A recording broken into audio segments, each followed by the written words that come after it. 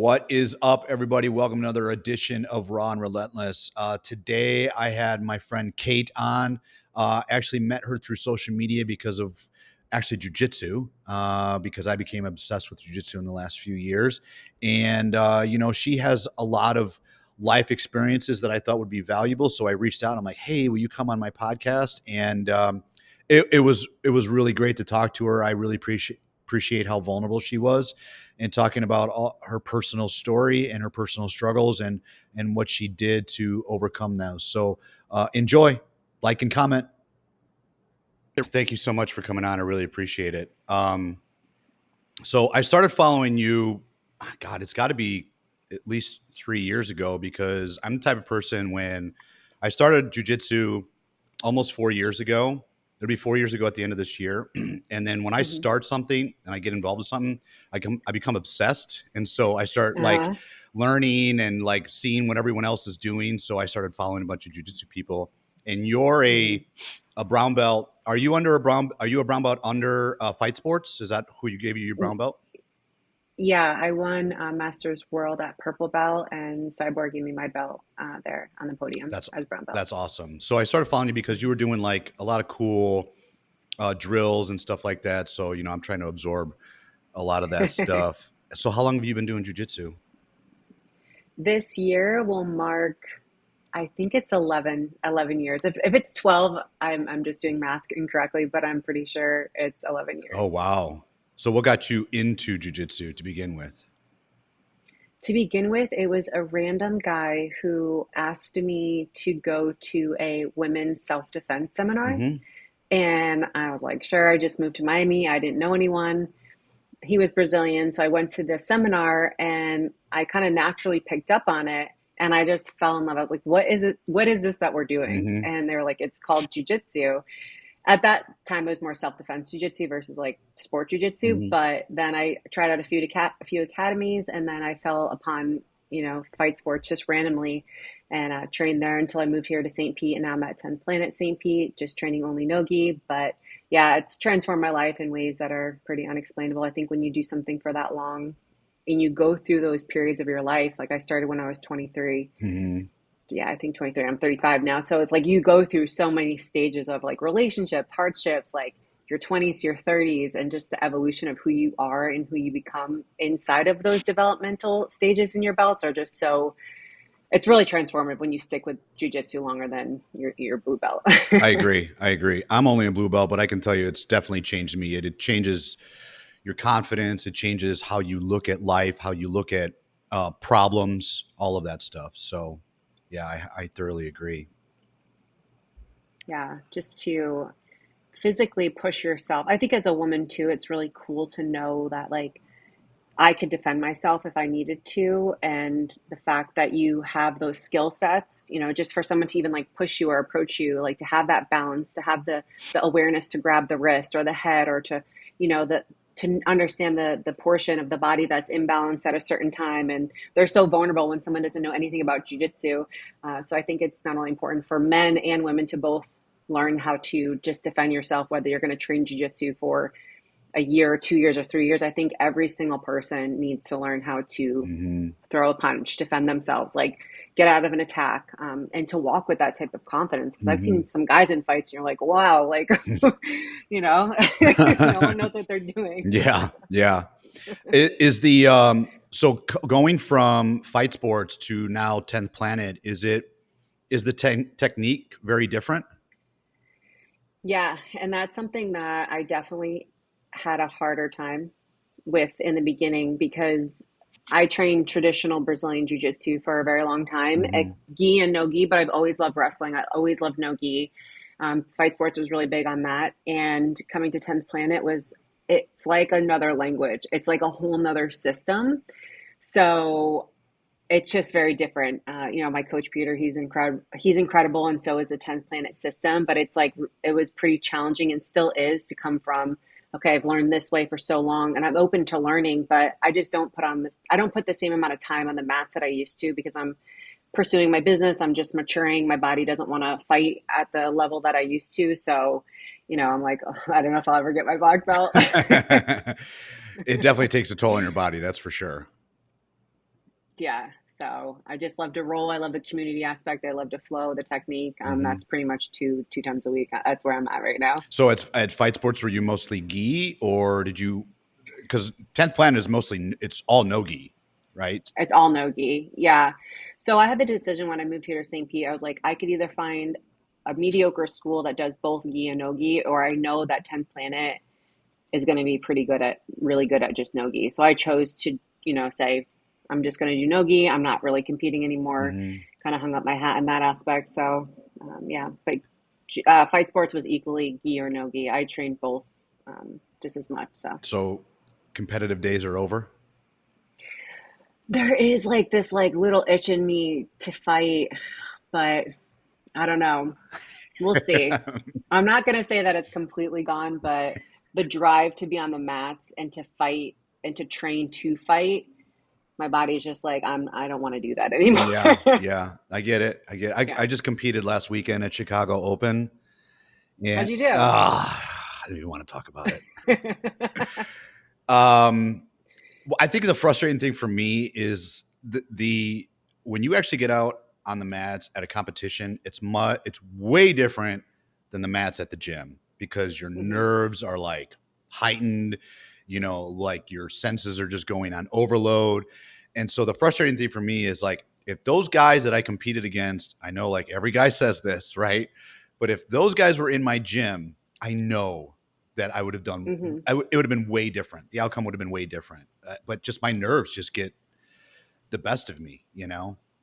There was a point where Yeah. the second, so I had my first match. I only had three guys including me. There was three guys in my division, and so it was round robin. I didn't know it was round robin when it was only three guys, so I thought it was single elimination.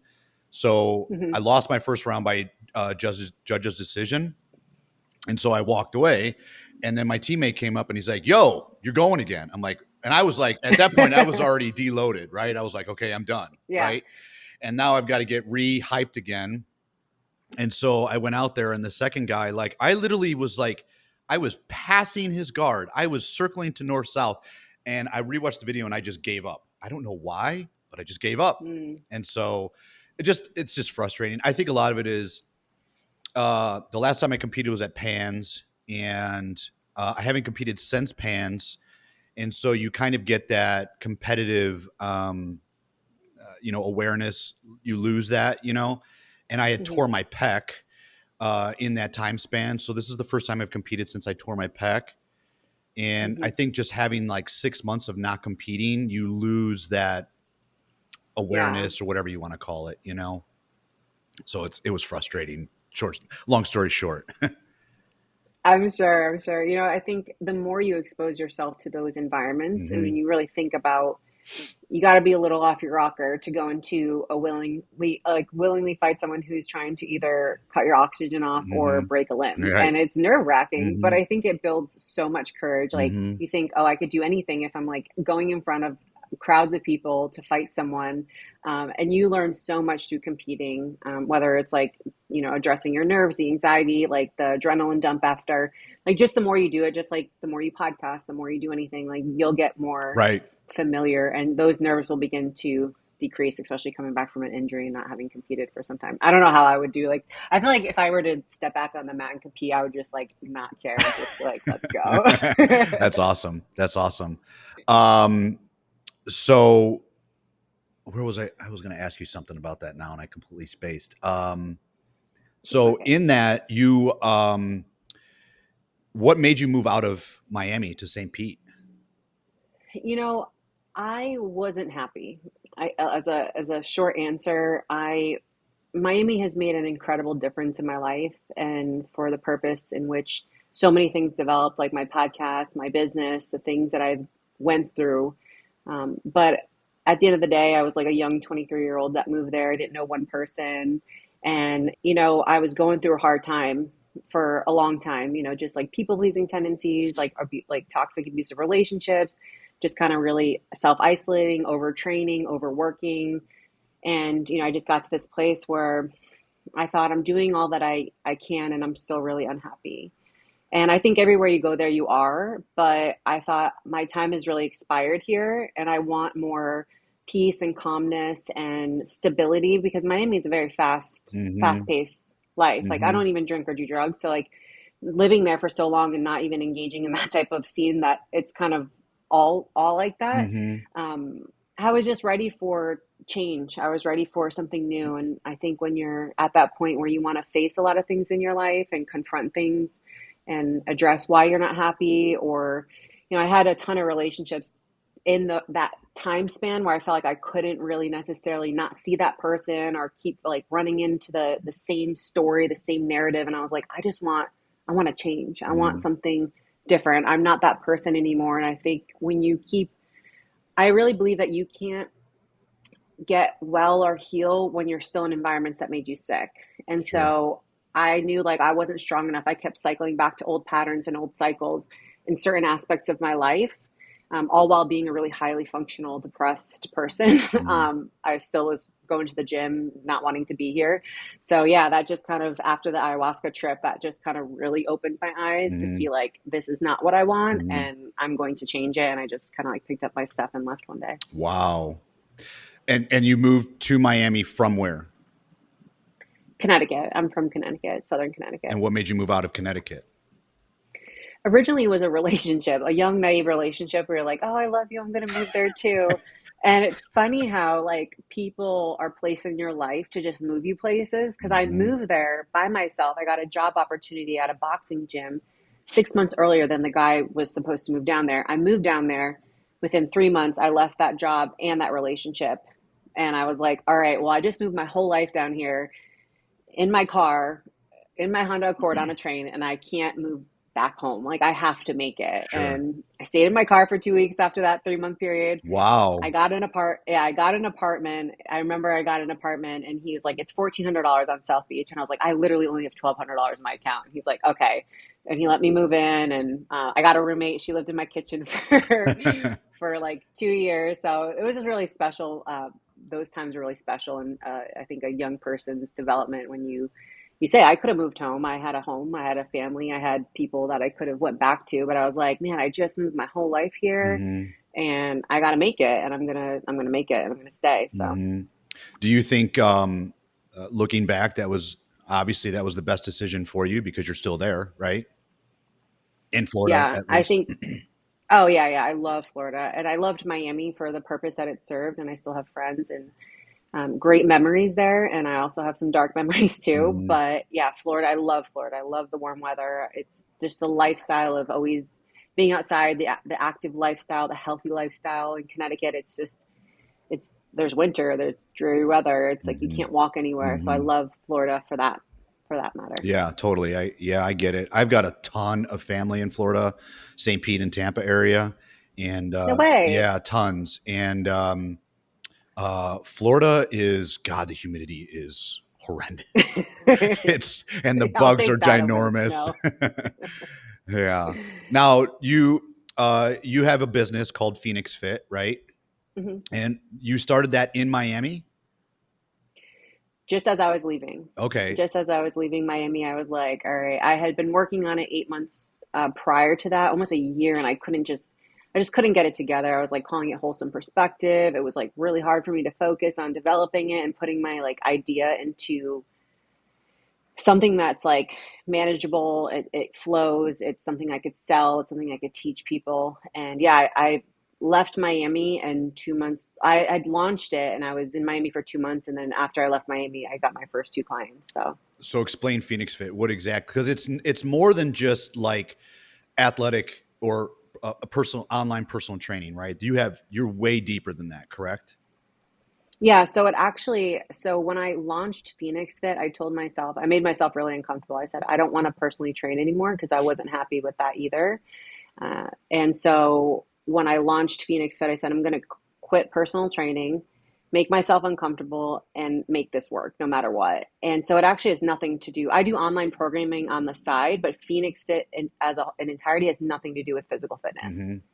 It has everything to do with like mental and emotional health. That is like understanding what drives our behaviors, like what drives our discipline, what drives the emotions to meet our needs, to align our values, to live on our identity that is going to have you be successful. Because I used to be this really disciplined person, yet I Mhm. kept like hitting these walls, and like the discipline in which I was doing, which I was just like overly disciplined, Mhm. kept me in cycles of like this very robotic machine way of being. And I Mhm. never felt like fulfillment because the emotional part wasn't, I didn't even know I was like dissociated or detached from my emotions. So that part, when I was able to reconnect and feel my emotions after like the ayahuasca and I really was able to do the work, I was like, oh my gosh, this is what's been missing this whole time. I was like, I didn't even know I didn't know I had emotions. So that's where I kind of integrated like the emotional, mental health, part together to align your habits and behaviors, because like you could be a robot and do 75 hard and just be like,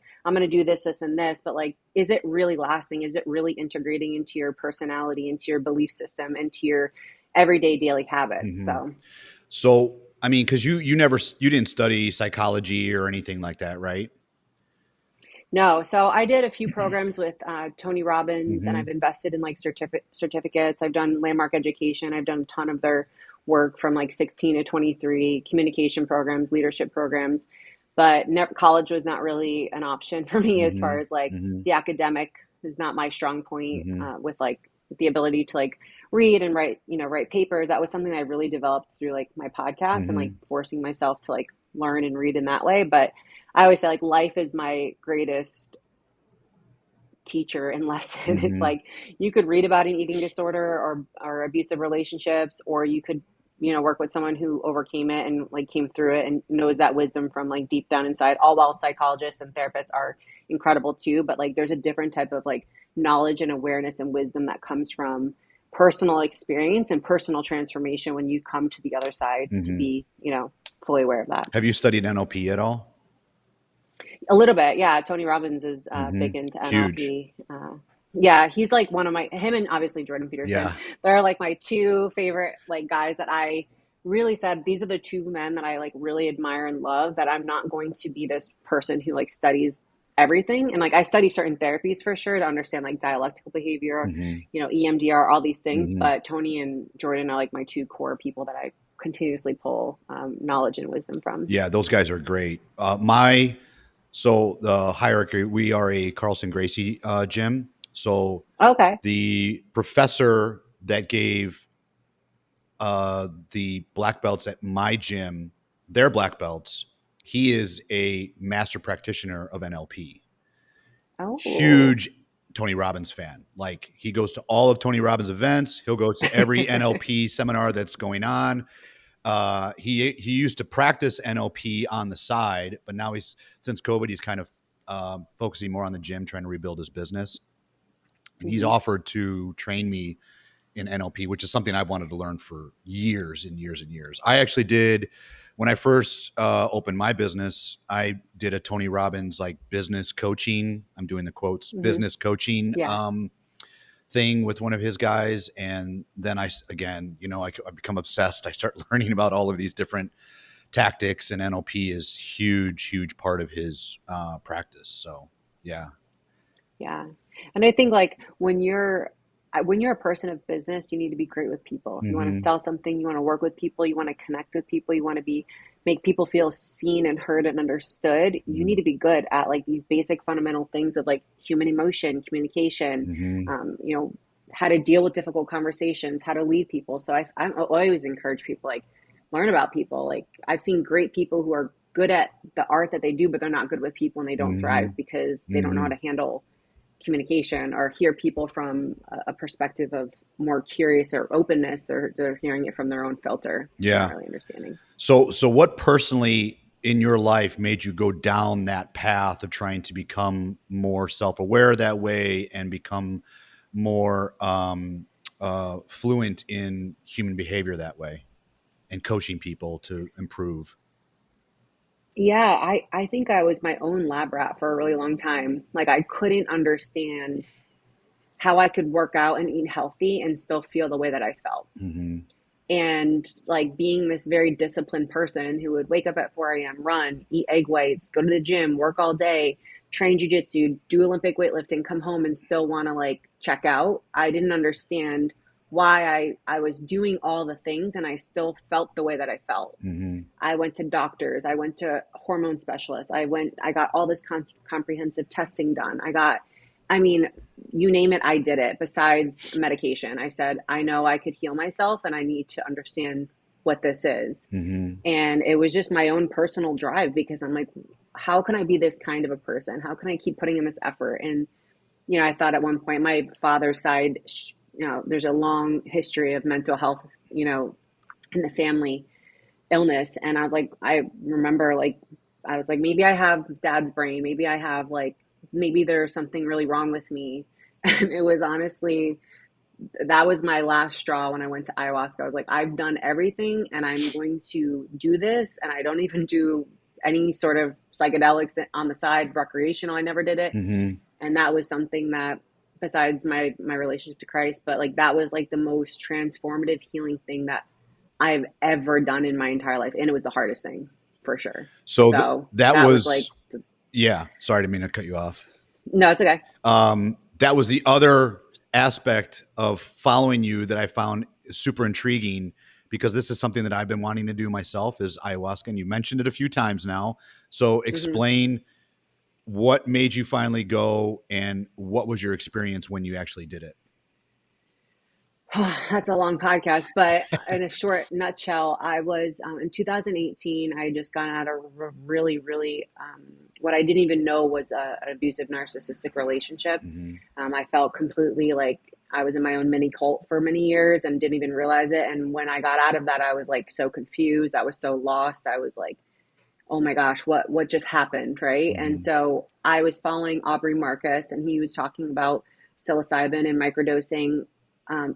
Psilocybin mushrooms, and I was really big on that this medication that we are prescribed here in America doesn't heal anything. It doesn't address anything. I'm not against it. I think it does stabilize people and some people need it, and it does get you out of holes sometimes, but I don't think the long term statistically it says it doesn't really Mm-hmm. help people, Yep. right? Right. So I heard the benefits of microdosing mushrooms, and I remember I took a little dose because I'm still chicken. Like I said, I don't drink. I don't ever do psychedelics for recreational partying purposes.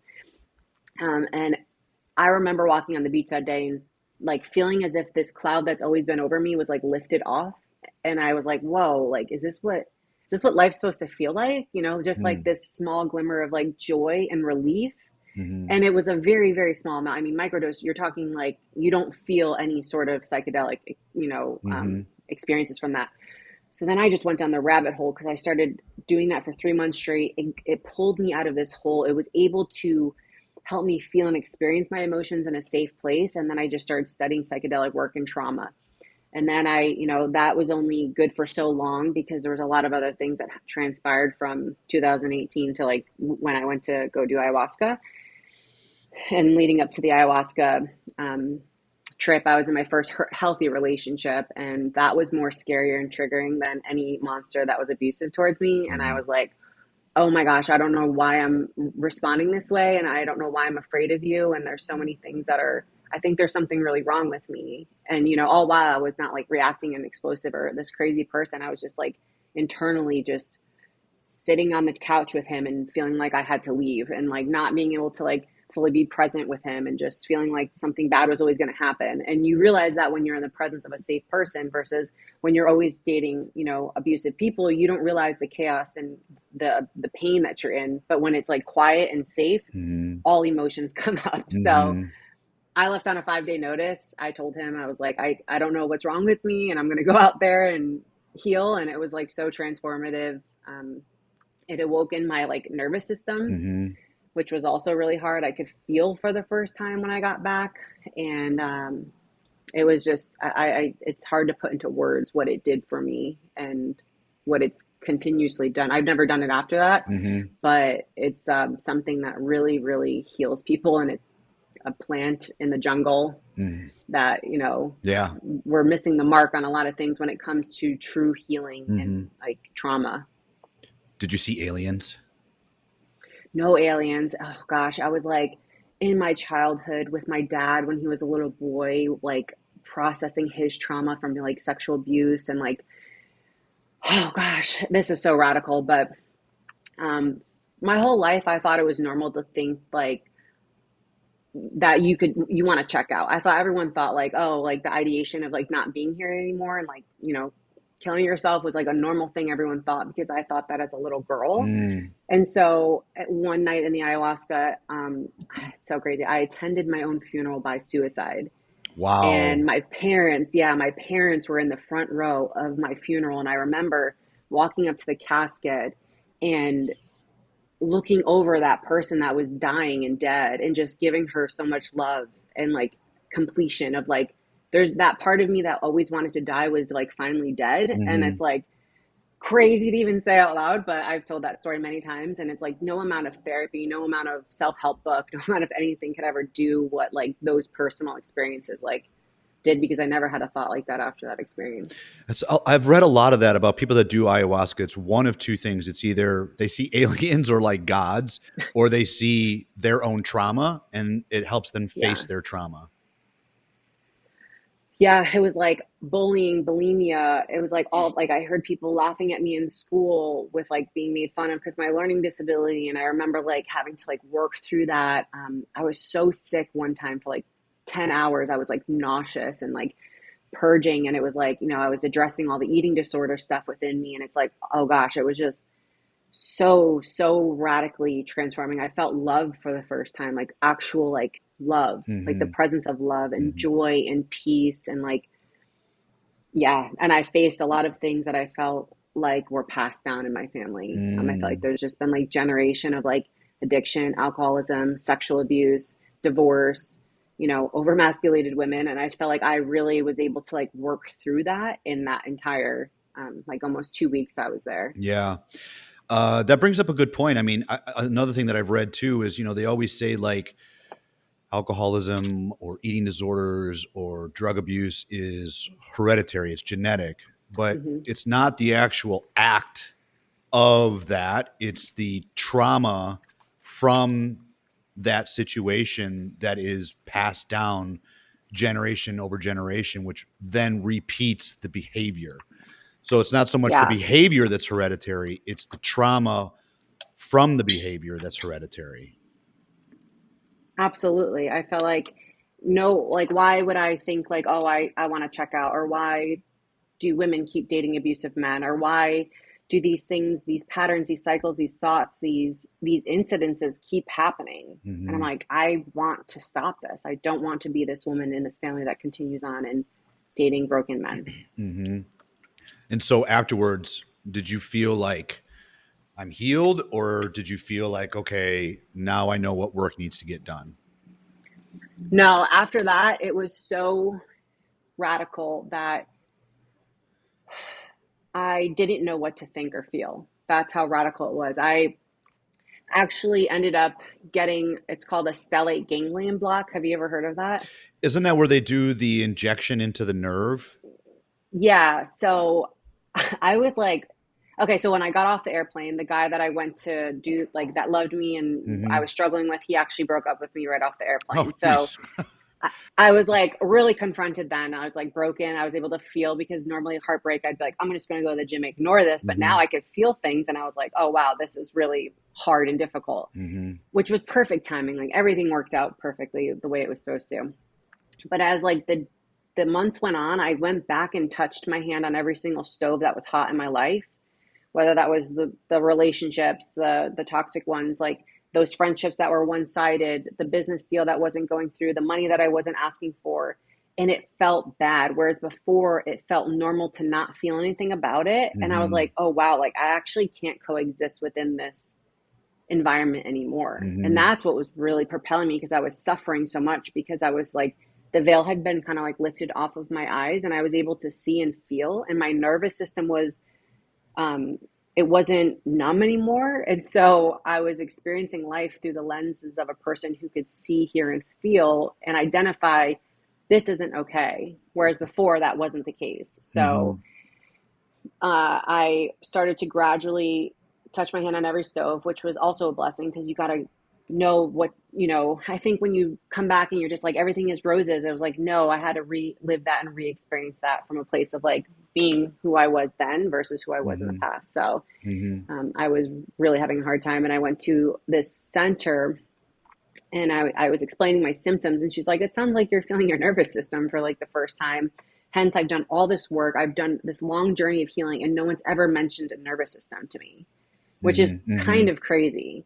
And so I Mm-hmm. did the stellate ganglion injection block on both sides of my neck, and that helped tremendously. And then I was able to like really leave Miami and have the courage and like the peace to kind of pick up and make that big change for myself.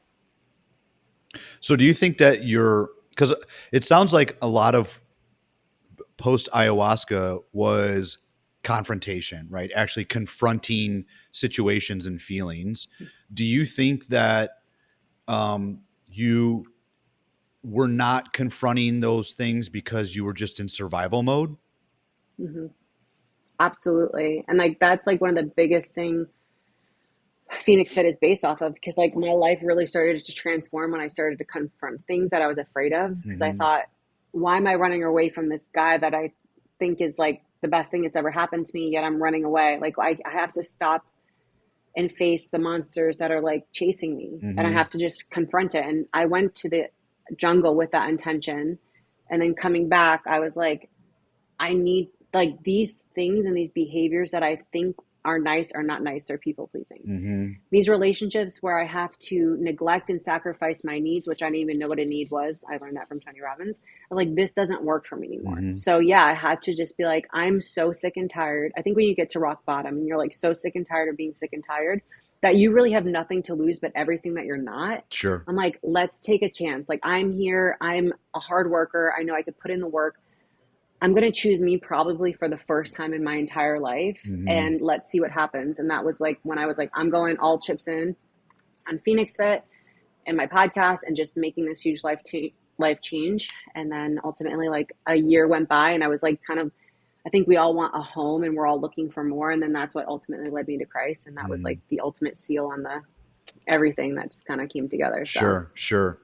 Um, and so do you think that the a lot of this stems from childhood, right? I mean, do you think, well, let me rephrase that. mhm. The people that you work with through Phoenix Fit, do you think that that is a commonality amongst most of them where it's a fear of confrontation? Yeah, I think it's a fear of confrontation, and I think it's a fear of success. I think it's a fear of other people. Mm-hmm. And what I help people do, and what I had to realize within myself, is to really identify the impact of you living that way and what it really cost you to fear people, to not take a Mm-hmm. chance, to care what other people think of you, to not live out your purpose. Like when you get really present to the impact of you not taking action versus like you will always be driven toward what is familiar. And what was familiar to me was self-sabotage, was being this overly rigid disciplined person, was toxic relationships, was, not fully stepping into my greatness, always like doing all for other people. And I said, I need to like redefine what all that means to me, redefine what nice is to me. Because nice was people walking all over me, or people taking advantage of me, or I was tolerating abuse. So I thought, oh, I'm being someone's savior. I had like a savior complex with men, and I'm helping them in some capacity, but it was really just enabling. And there were so many Mm-hmm. things I didn't know, but Mm-hmm. I think our body and our soul is longing for something more, and you feel it when you're not pursuing who it is that you truly are. Like there's this misalignment, there's this like disconnect when we're not who we're meant to be, and we're not really connected to our authenticity. And a lot of people in childhood, whether they've gone through a traumatic experience or not, I think there's a generation of parents who had no emotional availability, and there's the consequences of kids. I'm sure maybe your parents, like my parents, didn't know about mental health or emotional health. You just kind of kept going and picked your bootstraps up, Mm-hmm. Mm-hmm. It's like what their parents did. So I see the effects of people pleasing, or parents who had high expectations, or parents who worked a lot, or parents who dealt with mental illness or drug addiction. Like there's a variety of people that Mm-hmm. we could say our childhood impacted us in some negative way. And so your thought is that most of that stems from a lack of emotional connection as a childhood from parents or important people in their life as a child. Yeah, I think one of the most important parts, especially in our childhood, is how we attach to our parents. right? So like Mm-hmm. that's the first thing that we know, whether it's like, physical security, mental, emotional, all that type of attachment is like you first learn that through your parents. Mm-hmm. So I had a father who struggled with addiction. And so he came and left. He came and left. Like there was always this like sense of unpredictability, which created an anxious attachment style in me. Mm-hmm. So I would date men who would mimic abandonment, who would mimic me having to chase or beg or earn love, all while, that's what my dad grew up in. And it's just like the Sure. spiral of like the parents, I love him to death and he's the greatest father ever. He's the greatest one he could have been, given his Yeah. circumstances. So, Sure. Yeah, you end up just attracting what you're familiar with, right? which is crazy because that's like hard to look at too. When I dated that healthy guy for the first time, it was so overwhelming because I finally realized, I was 30 years old. Yeah, I was 30, that everything that I had been in, it kind of validated that it was really bad. And Mm. it kind of shocked me, the things that he was doing and saying. And I thought, I don't understand why I'm feeling this way and why I think that this is more scarier than someone. Like I just kept waiting for him to abandon me and he kept showing up. He kept being nice. And I was like, you're supposed to abandon me now. And like, this feels uncomfortable for me to stay here being present with you. Sure. Yeah. Yeah. Yeah. Wow, that's wild. I can remember, I don't know why this stuck with me, but I remember when Oprah had her show way back in the day. She said something on her show that really stuck with me. She said, people are like antennas, and whatever frequency you're putting out, it's like a radio signal. You're going to attract the Mhm. same frequency back. So the only way that you're going to attract what you want in life is you have to change your frequency. Yeah, And I'm like, God, man, that is so true. It's so true. absolutely. Yeah, I think also too, like when your nervous system is like conditioned a certain way, right? Like when you're always in like this hypervigilant state, or you're always on alert, or you're always walking on eggshells, or you're always waiting for the next shoe to drop, you will date people who will provoke that very feeling in your body. Along with, Mm-hmm. I believed I was an unworthy woman. I didn't believe that I was good enough. I didn't believe I deserved love. And so those core beliefs never really came to the surface because I was always saving men. I was always the next person cleaning up the mess, or, Mm-hmm. tolerating this, or like, accepting an apology back after that. It's like, but until you get into this area of the things that you don't know, you get into unfamiliar territory, which for me was a healthy relationship. I thought, oh wow, I don't have to deal with him. I don't have the tactics to coexist with him. I saw Mm-hmm. like the things that I had to do in order to survive. I didn't have to survive with him, but I also didn't know how to thrive in the relationship. Even though I was like a great woman in many ways, I thought I had to Mm-hmm. perform for Oop, I physically think I the lost you. house, like all Did I those lose things you? that I like to do. Oh, you there? Okay, sorry. Yeah, I think I lost you for a Okay, second there. okay. Um, so do you think that as a woman being in survival mode that naturally puts you in masculine energy?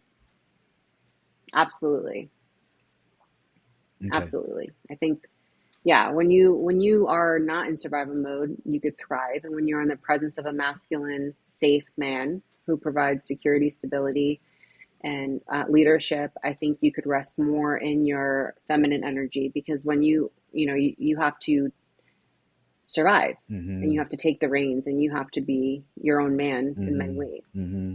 I mean, that makes sense. I mean, you moved to Miami on your own. You survived in Miami on your own, and like you said, Miami is extremely fast paced. Hmm. And then you moved to the other side of Florida on your own. Surviving again. So you've been in survival mode probably since you were a teenager, right? Probably since a little girl. I remember I developed bulimia in the fifth grade, and Mm, so yeah, I don't think I ever knew what it was for peace in my life. And I think that like Saint Pete and my relationship with God has given me that, which is like the biggest blessing. We all need more rest. We all need more mm-hmm. peace in our life, and that's like so. priceless Yeah. in many ways, because you don't, when you're in survival mode, you're not thinking about love and connection. You're thinking about running and performing and needing to earn, and love isn't earned, Mm-hmm. in my opinion. But love only felt real if it was earned, or if I had to beg, or if it was breadcrumbed, or if I was being mistreated. That's what love Mm. to me at one point felt really familiar and normal. So the safe guy that you had, did you guys ever reconcile or? Yeah, so before I left for Miami, I asked one more time, like, okay, do you want to try this? And he said no again, and I said okay. And then I left Mm. the next day, and then he's tried a few times to come back, but I'm not anyone's third option. I wish him well. He's a great guy, and I actually met a girl, and I thought, well, he'd be great for her. So I connected them too, and Oh I wow. really, yeah, I know that God placed him in my life for a much greater reason for us to be together, Mm-hmm. Mm-hmm. and I just would never live in Miami, and just different lifestyles and different points of our life. But he's a great human being. I don't have connection with him, or I don't talk to any of my exes, but I do pray for them and I wish them all the best. So post ayahuasca, is that when you became closer with God? Do you think that that ceremony? Well, yeah. Do you think that that trip is what brought you closer to God? Absolutely.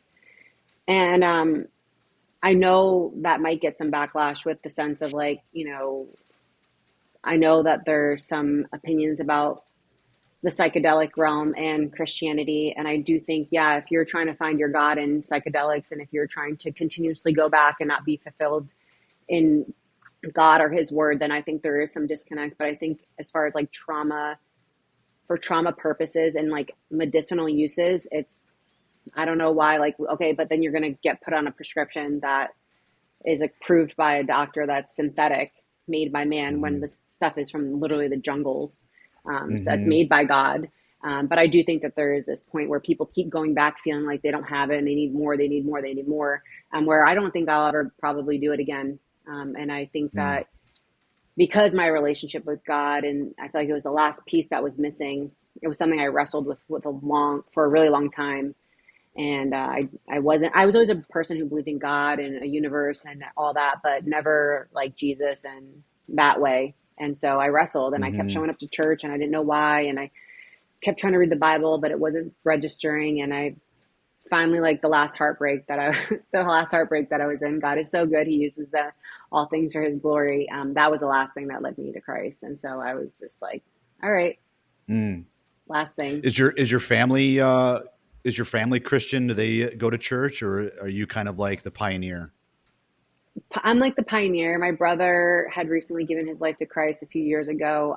When I was home a few weeks ago, I baptized my dad. So that was really exciting. We've all been Mm. baptized as Catholic, like when we were babies, but Mm-hmm. I think there's a difference between just like some sort of casual baptism and you don't know, Mm-hmm. um, or like have Christ in your heart and in your daily life. So yeah, I'm working on my mom.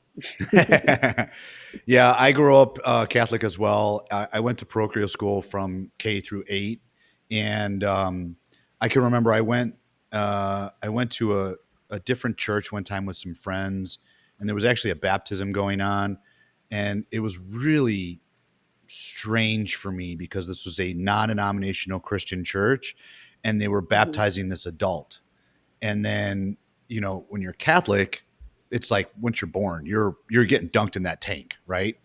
Yeah, yeah, same. But if you're like non-denominational Christian, the church allows you to decide when you want baptized or if you want baptized in Hmm. that church, which was that was very mind blowing for me because when you grow up with Catholicism and it's very structured and rigid and whatnot, it was weird to see the difference of what else is out there, you know? Yeah. Yeah, and I think religion is one thing and relationship to God is another. And I think when we're trying to reach religion, it's based off of like what we're doing, what we're working to get to God's love. And I think God will just continuously humble you and pursue you until you're kind of ready. I was ready to just surrender and to just give my life over. Because, you know, I'd done a lot of work and I had a lot of healing, and I was like, okay, I think I want to go full send on this. And then my life just like, I felt like I was literally reborn after that, which is Interesting. crazy because I was not about Christ. I was not about Jesus. I was actually annoyed by then just the name of Jesus. Um, Uh-huh. and- yeah. So it's so radical to even talk about it, and how my life is transformed and who I am as a woman now, and the things that how I handle conflict, the types of relationships I pursue, the things that I live out now. It's just so, it's unexplainable, to be honest. What's in your opinion or in your mind, what is the difference between God and Jesus? Well, God, Jesus, and the Holy Spirit, right? It's the Trinity. So Mm-hmm. God is God and Jesus is the Son of God, which is, I think, so incredible because when you think of God as just God, right? When I was thinking of God, I was just like comfortable in making up my own kind of interpretation of what that meant and what I could do. But I feel like with Christ and Jesus, I feel like because he was a living God and he came here to this earth to love us and to save us from our sins, and he walked out what it was like as a living God, and you kind of get that interpretation of like, oh, Christ was one of us, and like he's humble and kind, and how he solved problems and how he did miracles and how he talked and walked and asked questions, and his wisdom was living. So I could only think like when I was living for just God, my life is completely different from me thinking like, okay, I'm living for Christ now. And there's such an example. Like I look up to him. I say I love Jordan Peterson, Tony Robbins, but it's Jesus, Jordan, and Tony Robbins. um, so I just, you know, when you look up to Christ and you have him in your heart and you live for him and you try to be the example that he lived, I mean, it's just such a, it goes against our human nature, but it's a much more peaceful, blissful, challenging, rewarding, fulfilling Mm-hmm. life. Mm-hmm. Do you think that the personification of Jesus is against? This is going to be kind of outlandish for me to even ask this. Mm-hmm. Do you think the It's personification of great though. Jesus is against God's commandments? So you're asking like God's like the Ten Commandments? Yeah, because um, God brought down the commandments. There is only one God. There should be no other gods, right? But Mm-hmm. Christianity tries to personify God through Jesus and the Holy Spirit. But does that, in your opinion, do you think, I'm just kind of talking here, right? Yeah, Do yeah, you yeah, yeah. You can ask, of do course. you think that that goes against God's will? Because if the attention is more towards Jesus than it is towards God, and I know that Christianity thinks that they are the same, right? But Mm-hmm. are they really if you're talking about three separate entities? I don't know. That's a tough question. And like I said, I can only kind of speak from Sure. myself. Mm-hmm. Um, I don't really have a good answer for that question, to be honest. I think that they all work together, and I think separate Mm-hmm. for me personally. Like I said, like when I only lived for God, my life looked a completely different way. When I felt Mm-hmm. like I had the Holy Spirit, God, and Jesus working in my life, it Mm-hmm. definitely felt like a completely different experience of my walk with Christ. And I do think, yeah, Christianity is one thing and religion is another. Um, the ultimate goal is to be more Christ-like and to um, shape our identity to live like that, to honor Mm-hmm. God and His will for our life. And I think that's a personal journey that people kind of need to discover for themselves. I meet so many people who have like walked away from God or don't know God, or, and I get it. Like I totally get, and I'm glad I am able to like hear people from a loving, open space to like talk about, Mm-hmm. um, Mm-hmm. because it's typically religion or church that hurt people, never, in my opinion, Sure. God personally. Yep. Sure. So Yeah. yeah, there's a lot out there. I mean, you got to be. I think when we try to get close to our pastor, when we try to get close to the identity of like, oh, I'm a Christian girl and I look this way, or I need to be, you know, it's like first it's relationship for me. It's like first and foremost like prayer, being in the Word daily, pursuing the goodness of God, and following His commandments the best way that I know how. And when I have struggles or hardships, Mm-hmm. that I deal with it in a biblical way. That's like my Mm-hmm. current. strategy. Okay. All right. I get it. Um, and so you're aren't you part of some Bible groups too, or a Bible Yeah. group, I So should say? after, yeah, so a few, like I have one, it's called BSF. We're going to start in September. And then after 6 months after I got saved, I was like, oh my gosh, this is the best news ever. And I started a little faith fitness ministry at the gym that I train at and work at. And it's grown, and it's just incredible to see what God is doing through that in the gym. And, I don't know, sometimes when I go to church and I see the food that's being served and I see the bodies that are being um, at church, it makes me question, do we really honor our bodies that God has given us? Like, Mm-hmm. why are we Mm-hmm. treating this separately? Just like, why do we treat our physical health separate than our mental and emotional health? Why are we going to church Mm-hmm. obese, serving donuts on Sunday and thinking that somehow that is honoring God in our body, and for us to be the Mm-hmm. light of the world while we're sick? Yeah. So that was like my idea, to be like, I love obviously physical fitness. And I was like, let's combine the both of these and just like work out and then get in the word, have some healthy treats after, build community, we're stronger together. And it's just been like so beautiful Mm-hmm. because people like really open up, they're vulnerable. And it's just been incredible. We're going on the 14th one so far, a little over a year. Oh wow, cool. So it's monthly meetings or? Yeah, once a month, every fourth weekend of the month, and I like come up with a little word, some questions, get some raffles, get everyone excited about it. Everywhere I meet people. I'm like, hey, let's come to this event. Even non-believers, I'm like, hey, let's show up, and it's just great. That's awesome. Mhm. Is there a lot of? Do you find that there's a lot of the younger generation starting to move towards the path of God? I think so. Down I think, where you're at? I yeah, I do. I think people are. I think we all want a home.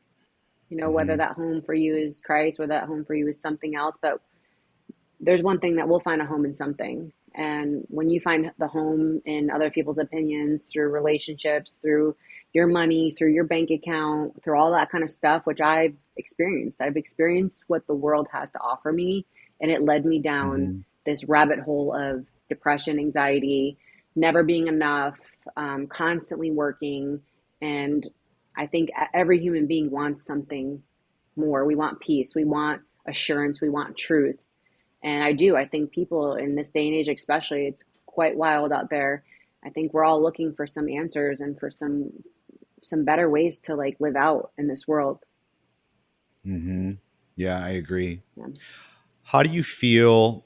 Let me see if I can convey this properly. How do you feel that one can delineate between being Christ-like, God-like, which is loving, kind, giving, but not sacrificing being taken advantage of, or kind of what you talked about earlier in the podcast of people pleasing, giving in to your own, um, whatever you want to call it, shortcomings or whatnot.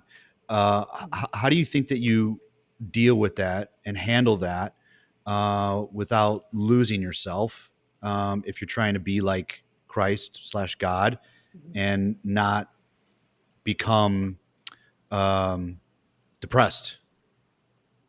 Yeah, that's a great question. I think which I've been so grateful to get to know who I am in Christ. I feel like when your identity is like really rooted in Christ, like who God says you are, and Mm-hmm. you really start to walk that out. Like the last 2 years I've been single.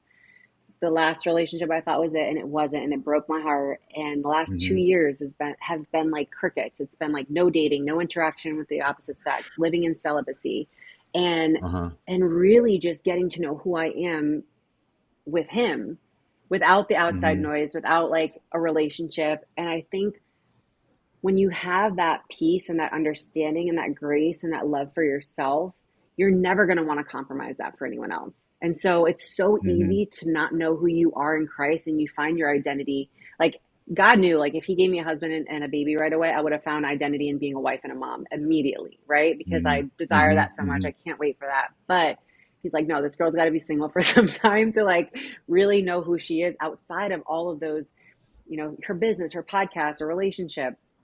And so when you know who you are in Christ, you're never going to want to sacrifice that. And I always ask myself, like, if what I'm about to do, does that honor God or does that dishonor God? Does that align with God's word? Does it not align with God's word? Did I do that out of the action of wanting to be liked or validated, which typically it's never that answer anymore. But Mhm. having that self-awareness, having that confidence in like who God says you are and like following suit on like the things in which you're commanded to do, it's just, it's never been so much structure in my life, but it's structure that has me succeed, if that Mhm. makes sense. Like Mhm. people think, oh, like all these rules, how can you not be intimate with someone? Like I've never been in a more peaceful place knowing like the next person I will be intimate with will be my husband. And like that Mhm. gives me peace. It's not like, Mhm.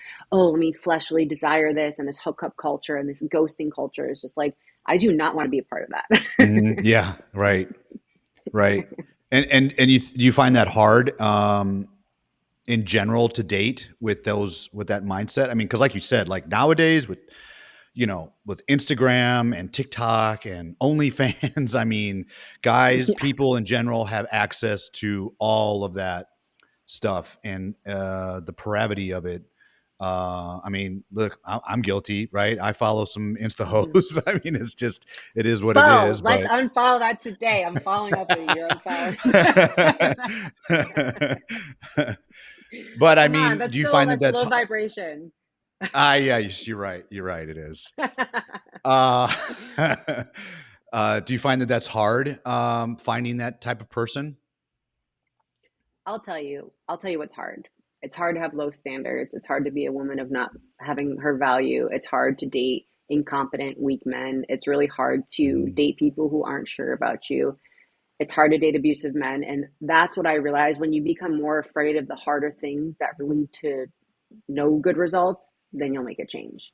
It's hard. I'll tell you, the mm, first year of like celibacy, that was hard. That was like, on top of being single, refraining from intimacy with anyone, which was something I struggled with, was something that I would always cycle back with ex past relationships. But when you, like I said, when you really believe how, when you're made new and your body's made new and you have this like second chance to like do things differently, I was like, okay, I'm going to do this differently because I know what mhm, secular worldly men have to offer. And they offered me nothing but like trauma and depression and anxiety. mhm, mhm, And yes, the last 2 years, it's been crickets. Like it hasn't even been like inquiries, dates. I mean, like little here and there. But I think when you find someone who's really aligned and on fire for God, like you will just, it will work. mhm, Like there's some mhm, non-negotiables I have, and it is, I think the pool does get a lot smaller, especially when it comes to like finding someone who wants like rewait till marriage and someone who like, I've met people who say, "Oh, like yeah, I go to church on Sunday." That's not enough for me. I need mm, you to be like at my level, if not more. I think when you date a woman of value who, I have a lot of great things in my life, and I feel like if you're going to come into my life, you need to add value. And me personally, I want a man to lead, and I want to respect him. So I want to look up to him, and not me be the head of the house, which biblically is like where I'm more aligned with as far as mm, a relationship. And to find that, like it's just a ghosting town. It's just the next swipe. It's the next, whatever. But I choose to remain positive and patient and that God is good and he does have someone for me. mm. So you're much more into traditional gender roles? For me personally, yes. Well, that is very against what is going on in nowadays, in my opinion. Right? Yeah. It's different. No, I mean, I think you're right. I mean, look, in my opinion, right? You got to kind of preface that. Society was much different when, even, my grandparents' time where, the man worked and the woman.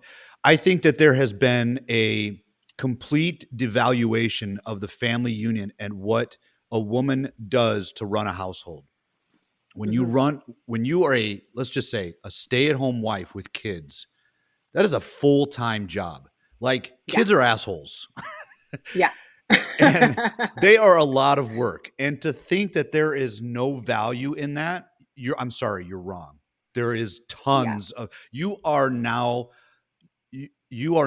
growing the next generation. And if you subcontract that because you want to work, to a daycare or to somebody else, your family values do not get transcribed into the next generation Hmm. efficiently enough as you would if you stayed at home and raised your children.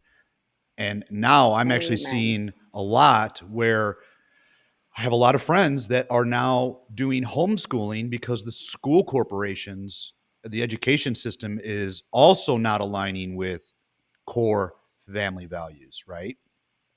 Hmm. And I don't know, we could go on a huge tangent here, but Yeah. it is just a complete different time. And I've seen it firsthand where, especially during COVID, when these kids stayed home for a couple of years and all Man. they had access to was computers and social media, and they got their information and their opinions all from social media, which is just not reality, right? Yeah. And you couple that with two working parents, because that's what people have to do nowadays to afford to freaking live. Yeah. I mean, we're heading, in my opinion, again, to preface, we're heading down a very dark path that has been 40 years in the making. Yeah. I know. I couldn't agree more. And I think when you see the downfall of society, you see let's break up a family. Let's not have strong men Mm-hmm. in the position of their Mm-hmm. family, leading their family. And I could speak on my half, on my own personal behalf, that like I want a man who leads the family. I want a man who biblically aligns with values of the Bible, and who displays that in the family, who makes the decisions, who provides, who, I have a business and I'll probably always do what I do, but it will be at the leisure of my choice if I want Mm-hmm. to.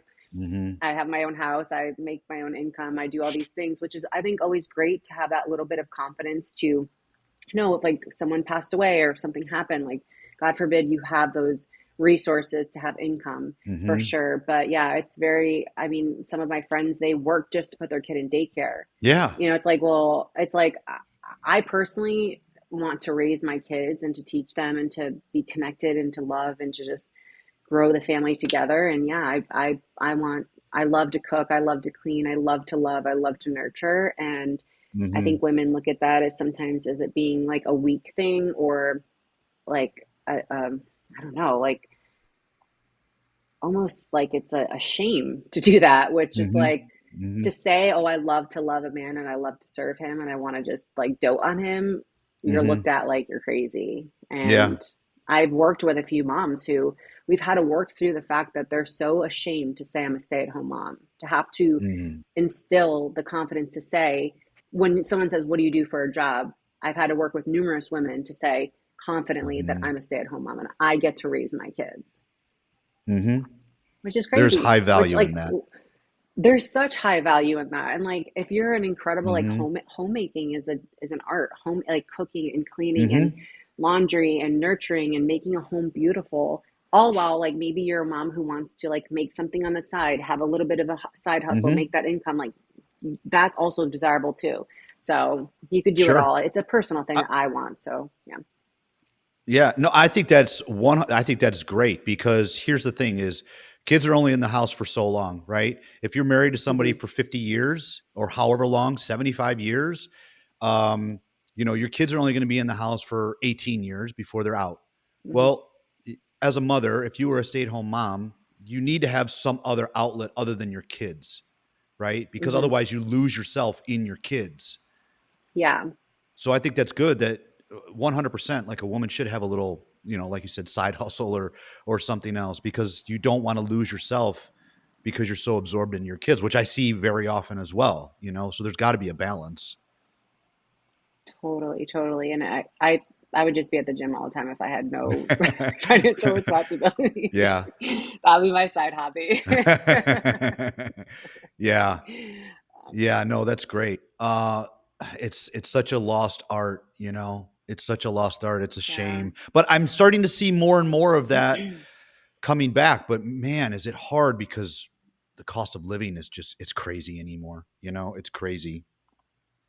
I know. And I think for a woman to fully embrace the desire to want to stay at home or be like that wife for her husband is like it takes a tremendous amount of like internal confidence and Hmm. femininity that is driven by my life is going to be so much better by serving him and loving him and serving myself and loving the Lord. Like for me, it will go, God, my Hmm. relationship to my husband and my kids, and then Hmm. my, other things that I need to take care of. But yeah, it is pretty wild, the cost of living and the cost of childcare. But I think you could always live by your means and make money and make it happen. Yeah. Oh, unfortunately, I'm kind of bougie, so that's hard. I mean, I can't imagine being down in Florida because Florida has one of the highest growing real estate increases ever since COVID. I mean, the cost of living down there, I know, is outrageous. I mean, my cousin that lives down there was paying like $2,000 a month for a small one bedroom apartment in Tampa. I'm like, what? That's Yeah. crazy. Yeah. I'm so lucky that I was able to, my first like year of business, I was able to live with different family members. So Mm, I didn't have that expense, which it definitely came with a lot of sacrifice and like living out of storage units and not having a place to stay. But when I found the home that I'm living in now, which I'm so lucky, I was really blessed with some great rent and mm-hmm. just, yeah, I just really, really lucked out where, it's a cute little house, but I'm not like living in, I said, I don't want to live in a luxury apartment to pay $2,000 to $3,000 Sure. to do what? Mm-hmm. Like, so it's like live by your means and make a little sacrifice. That's why I'm able to travel and save money and do other things, is because I chose not to like have a huge rent over my head. Mm-hmm. I know something I was going to ask you when it goes back to Yeah. discipline, and you just mentioned sacrificing. So I know a lot of people, guys mostly, I guess you could say guys mostly, that are extremely successful. They had to sacrifice a ton and they had to stay disciplined a ton. And I know that you're with Phoenix Fit, you kind of teach how, correct me if I'm wrong. I'm just kind of gathering this from your social media. You kind of teach how that could be self-destructive in a way. Is that right? No, not, well, I could say from my personal experience that like my discipline kept me on a path for a long time, but it never bared fruit. It just kept me on Mm-hmm. this path of like becoming this more resilient, strong, independent, like forcing outcomes, like forging through, which I think sometimes you need to put yourself in that position. Like when I developed Phoenix Fit, I put my head down for 8 months and didn't like do talk to anyone, and I really focused. And I think Mm-hmm.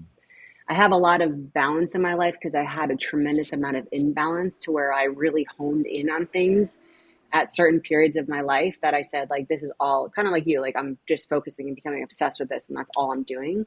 But then I Mm-hmm. think we do need like financial discipline, spiritual discipline, mental and emotional discipline, physical discipline, food discipline. Like, we need disciplines in all areas of our life.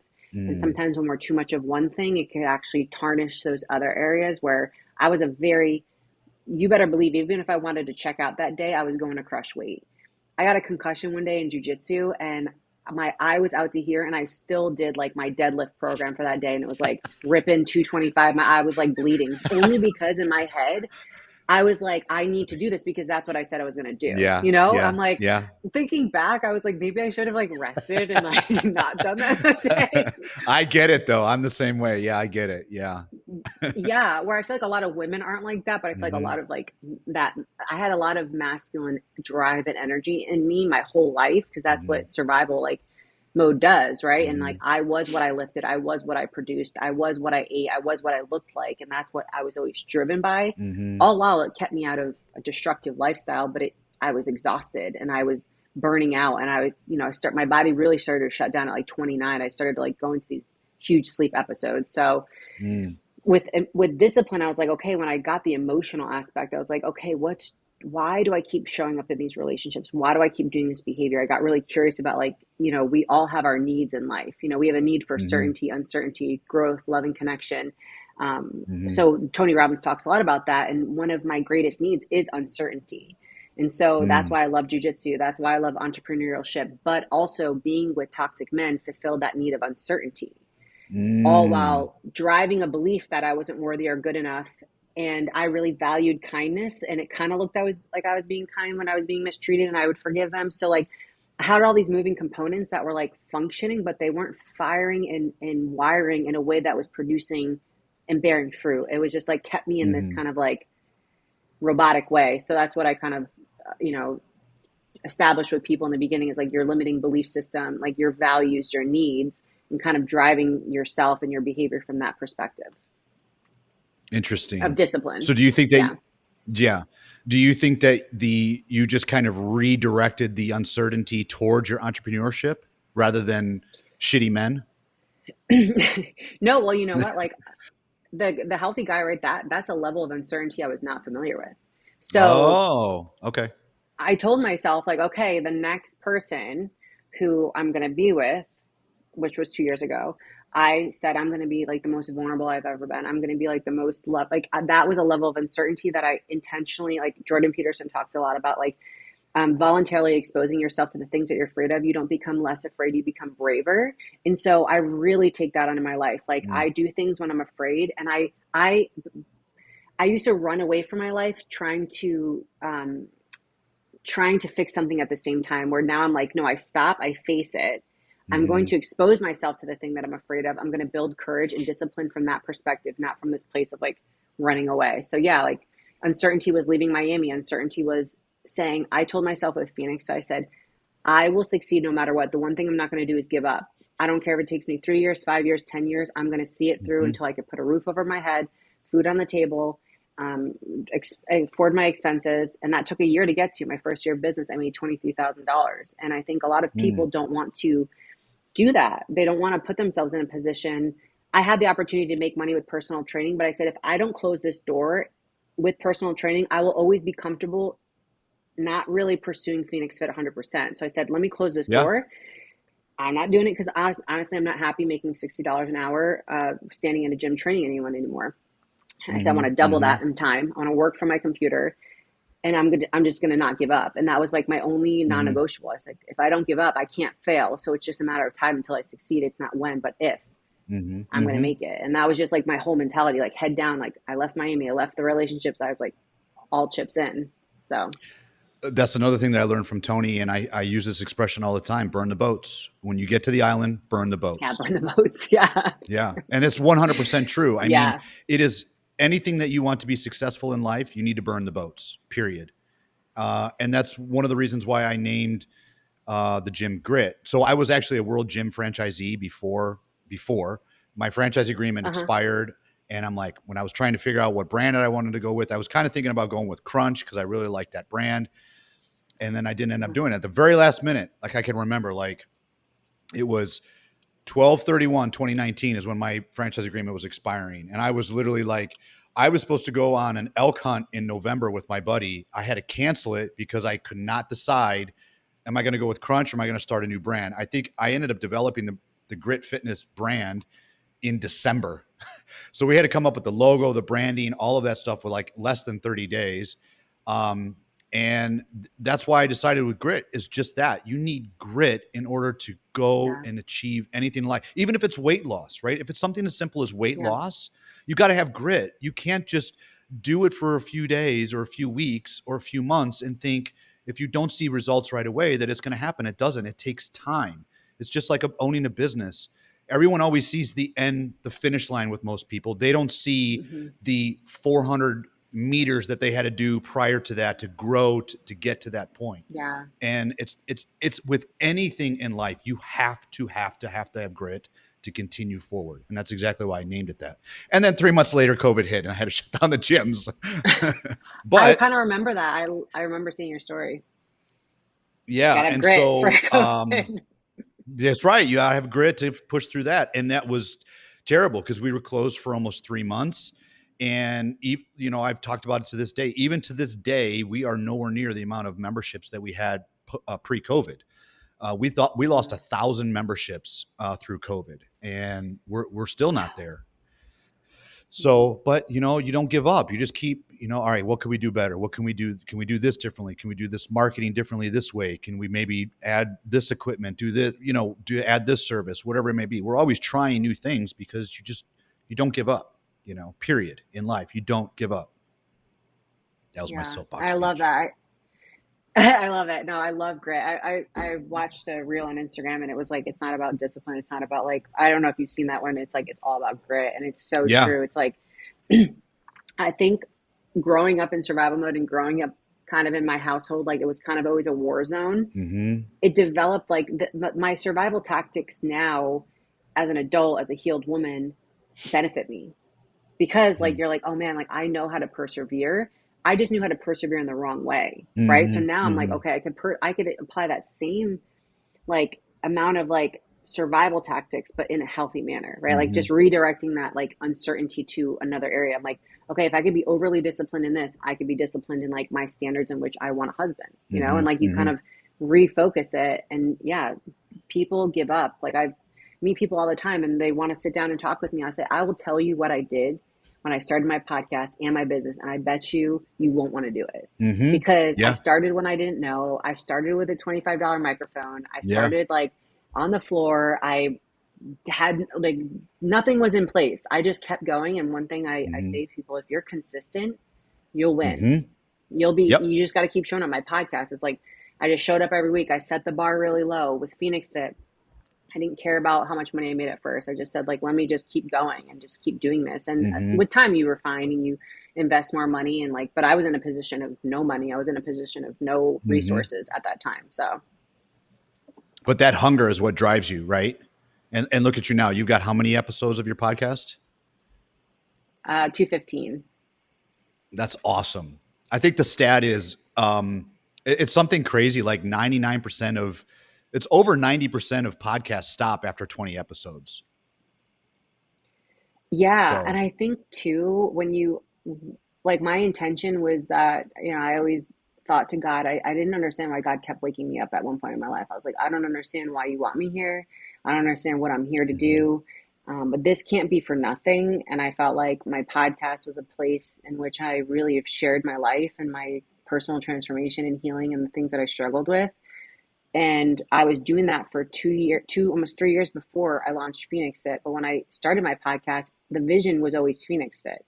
So I knew starting my mhm, podcast on the floor with a Canva, like didn't know what to name it. It looked terrible. The first 6 episodes were like echoey. I just said, okay, I know one day I will be that person to lead Phoenix Fit. It's not now, and I need to plant these seeds. So when I launched my business for Phoenix Fit, it's only because I got my first two clients because I was recording my podcast all those years. And most people don't want to do that too. They just want the success of like, oh, I built this business, I built this podcast. I still really don't check my stats. Like for a year and a half, I never even looked at subscribers. I never looked at downloads. I just said, I need to just put my head down and keep showing up and develop being mhm. the person who consistently shows up on my podcast and not worry about the likes, the status, Yeah. the money, the whatever. And I think when your purpose and your heart is in a good place and you're driven by like this is going to serve a much larger audience and you're going to leave a legacy behind with people and you're going to impact people, like it's just a matter of time before you succeed. But Yeah. Yeah. No, 100%. It's the same thing when I started this podcast, stop searching for perfection and just put your head down and grind because in my, yeah, my eyes, um, I'm thinking I need to have the studio, I had to make it look really cool before I start a podcast. And then my friend was like, Bo, just start the fucking podcast. Just get a yeah, microphone, get a camera and just do it. And it'll get there. Just put the reps in. And yeah, you're 100% right. Yeah. yeah, that's true. But most people want it all figured out. They want the glitz and the Yeah. glam. My podcast really still isn't glamorous by any means. That's a goal of mine, but again, I think they don't humble themselves low enough to Mm-hmm. aim and to succeed because of, I think, society's pressure. And, Mm-hmm. I knew you can't be in a position of leadership. Like the way in which I live my life has integrity and responsibility and accountability. And I Mm-hmm. walk my talk and I know that. I'm Mm-hmm. confident in that. And so I'm a space to be that for people. But I think there's a lot of people out there not ready for that. And I say, like, you gotta like it's not gonna I promise you it may work for a short period of time but you won't see that like lasting transformation that you want. And so Mm-hmm. I knew like all these years I was still a great person. I was disciplined, I would work out, I was a fighter, but I still struggled with personal relationships. And you can't be Mm. dating abusive men while trying to like help someone personally, in my Yeah. opinion. Sure. So Mm-hmm. Do you think yeah. that being single for too long will numb you to? the right person because you're so now independent? No, I'm so ready when he comes. Like I'm so excited. I pray for him every day. I grow closer to God every day. I've set my life up as far as like inviting him into my space and my home in a way that's just ready when he comes. And I don't know when that's going to Hmm. be, but I think before we want things in life, we need to really live out being that person. And I've really worked on the last 2 years of like, what would a wife do? What would a mom do? What would somebody with like those types of values do? And, that meant like unfollowing all my exes. That meant cleaning up my pictures. That meant like throwing out my old bedding. That meant like not engaging with men who don't have the same values just for attention, cleaning up my Instagram feed, Hmm. all those things. Like, I really, when he does come, it's ready. Like it's all set. And I think sometimes Yeah. people wait for that to come. And then you think like, I've been reading books about marriage. I've been reading God's design about marriage. I've been, pursuing, what it's like to be in a type of relationship with that. Cause it's something so foreign to me. So no, Hmm. I do enjoy my independence and I do love my life. And I think whoever comes into my life, just again, like I want them to add value too. And I don't think Hmm. I let anyone casually in because I don't think my life is casual or I'm casual or I'm serious about what I believe and how I live my life. And I want a man who kind of at least is at my level, if not more personally as a woman. That's awesome. I hope you get. I know you'll get there. I know you'll get everything you pray. People that of Thank your you. integrity always get what they deserve, right? So I think that's great. Kate, thank you so much for coming on. I really appreciate it. We only knew each other via social media. And I just happened to message you and be like, man, you'd be so awesome to talk to you. You come on. And so I'm very grateful that you took that you were willing to take a chance and come on the podcast because everyone else prior to this is people that I personally know. So we've only exchanged messages via Instagram because of uh, A, your ayahuasca trip and B, jujitsu. So I really appreciate it. Oh, thank you. I'm excited. Sometimes you feel like the followers in which you've watched or interacted with become like these unknown friends, or like you're like, oh, like, Hmm. you just have like that kind of special connection, which is the beauty of social media. So I Yes, really it is. appreciate you for having me on your show. Absolutely. Thanks again. All right, Belle, we'll talk